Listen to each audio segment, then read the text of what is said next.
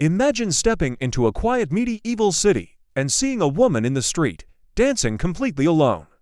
There's no music, no celebration, no reason for joy. Her feet slam against the cold stone, again and again. Her body twists in sharp, unnatural movements, and her face is locked in pure terror. You try to speak to her, but she doesn't hear you. You try to stop her, but she resists with surprising strength. Hours pass, and she doesn't slow down. When night falls, she's still moving. When morning comes, she's still dancing. What looks like madness slowly reveals itself as something far, far worse. In the summer of 1518, in the city of Strasbourg, a woman known as Frau Troffea stepped outside her home and began to dance without control. At first, her neighbors laughed. Some thought she was drunk, others that it was just a strange joke.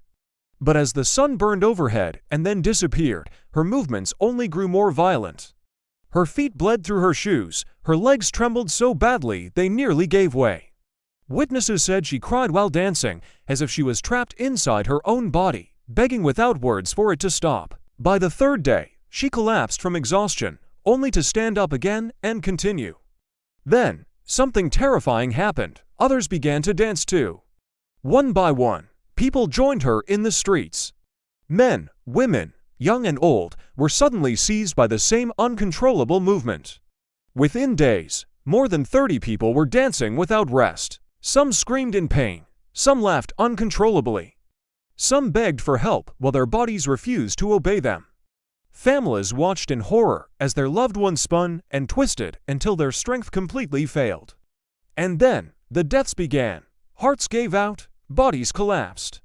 People died in the streets while others danced right beside them, unable to stop. The city fell into a complete panic. Priests prayed, doctors were called. But no one understood what was happening. The physicians claimed the dancers suffered from overheated blood and made a decision that would turn fear into a catastrophe. They believed the only cure was to let the victims dance until the sickness passed. So, the city built wooden stages in public squares. Musicians were hired, drums, flutes, and fiddles filled the air. Imagine the nightmare of it, cheerful music echoing through the streets while people danced themselves closer and closer to death. The sound of instruments mixed with screams, heavy breathing, and bodies hitting the ground. Instead of healing the afflicted, the music fed the madness. More people joined, and more people fell. At its peak, over 400 people were dancing. The street smelled of sweat, blood, and despair. Witnesses described limbs bending at unnatural angles and faces twisted in agony. Some dancers foamed at the mouth.